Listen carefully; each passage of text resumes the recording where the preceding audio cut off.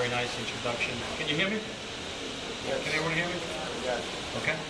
I think something really went awry, though, in our airport operation. It appears that Mark McGowan got a copy of my remarks and just delivered them.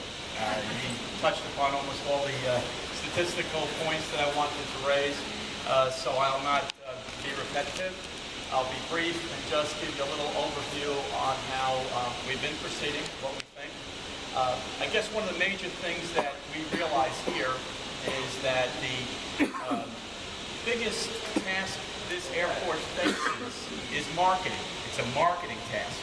I always tell the story, 2 or 3 years ago, I was sitting right in there picking my wife up or something. She had been visiting her mother. And a man was sitting two chairs from me, and we were chatting, and he just started exclaiming how great he thought this airport was. And I said, well, where do you live? Plainview. He was not aware about this airport. And that kind of really hit me in the head. I believe this airport should dominate everything from Montauk Point to the Meadowbrook State Parkway. We do have many people coming from further west than that. Newsday did a story within the past year or so, and they talked about a Woodmere couple that flew exclusively from here when they live in the shadow of JFK. And it's due to our theme, which is that Lima makes flying a breeze, and it truly does. There are some impediments. We need to get more direct flights, we need more destinations, we need more carriers, but we're working at that. I do want to just, something that Moke did not use in his remarks, I just want to give you a few numbers on things that we're actually doing here to enhance and improve this airport. First of all, more than $70 million in infrastructure projects are either underway, getting underway, or been recently completed. $70 million. A lot of money. We have a state-of-the-art jet fuel storage facility and a state-of-the-art air traffic control tower that we've completed within the last 6 months or so. We provide free Wi-Fi throughout the airport. We've done marketing studies, an air service demand study that has shown significantly that the market is there.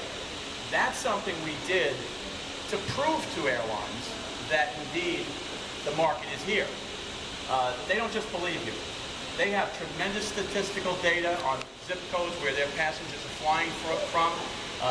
They incorporate that into the decision-making processes, but we needed to give them more data because we want to sell this airport and sell its ability to grow. We have the basic infrastructure here. We're in the low 20s, low to mid 20 flights per day. The general index is about 10 flights per day per gate. We have 8 gates. That's 80 flights per day is sort of the number that would be rather optimum. And recently we were designated, there's a designation throughout the international flight world. It's called the Associated City. We had always been listed as Islip, New York. Now, I remember when I was a little kid, we came to Islip. My parents brought us here we were Brooklyn, then to Farmingdale, then here. And when I heard the word Islip, I actually associated that with Islip, England, because someplace in my education that had come across my frame of reference. So Islip is not in Topeka, Kansas, known as an associated city to New York City. We've now gained associated city status to New York City. So when people in Topeka are planning a vacation, they can think of Lima, Long Island MacArthur Airport, as a place they can fly to get to New York City. And that's really, really important. It seems like a very vague and subtle type of an advance, but that will yield results. Our marketing efforts, actually, this morning is another example of our marketing efforts. Recently, we hosted the Long Island Press's Power List events here, which brings people from all across Long Island and the region to this airport. We constantly make an effort to market the airport. Biggest impediment, frankly, though, in addition to everything else that we might be facing, is the economy. We are very much like a cork in the ocean, in a sense, where we're moved buy the economy. You can't control it. But all that said, Commissioner Rizzuto, one of the smartest things I've done is bring her here. We did a search, and when she came before us, we had a search committee. This little woman walks in, and I think you weigh about 95 pounds, about 5 feet tall, and she came before us, and she told a story. This is her story. 1993, now I'm recalling, I might have it off by a year or two, but like 1993, she went down to JFK to become a baggage handler. There weren't any female baggage handlers at JFK. She became the first. Within a year or so, she was the head baggage handler. And then 5 or 6 years later, she was running, it's Terminal 1, Newark Terminal 1. Now, why is that significant? That terminal handles more flights per day than we handle here. That kind of an ascension in a male-dominated field impressed the hell out of me. And I will tell you that every day I work with her, I understand why she was so successful in the past and why she's doing such a great job here. So I just want to lay the credit for our successes where it belongs, which is primarily in her hands.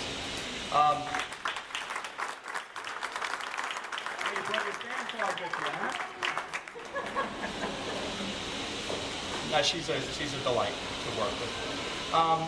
Recently, just I know there's going to be a Q&A session here, so I want to get to that. But I just wanted to mention that recently we penned an opinion piece for Newsday, centered on the international flight issue. And the person who penned it, or was listed as penning it, although it was a collaborative effort, was Bill Mannix. And Bill Mannix is the Executive Director of Economic Development for the town of Islip. The reason we used him as the person who was the author was that we considered this airport to be our absolute central economic development responsibility and opportunity. This does drive the region to a large degree. We've had literally, I believe it's, I'm losing the statistic. I'm going to find it though, because I'm going to have to find this.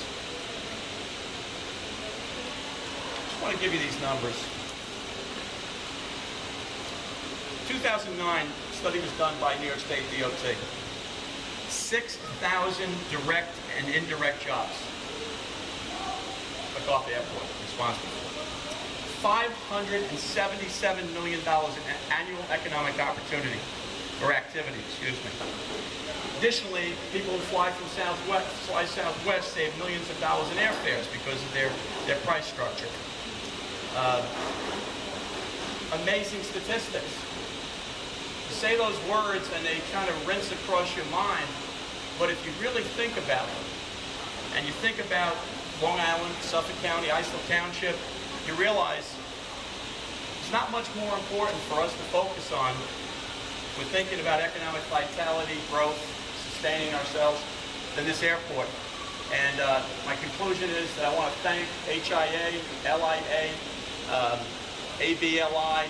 These are all business groups that are working with us to try to help us get people on Long Island to fly from here, because it is the ultimate symbiotic relationship. This airport is strong, this region gets stronger. I truly believe that. We're committed to that, and I am certain that we only have good things ahead of us here, especially with your help. So I'm going to stop and open it to Q&A. I'm going to go back there, and pleased to be here, and thank you for a few moments of your time.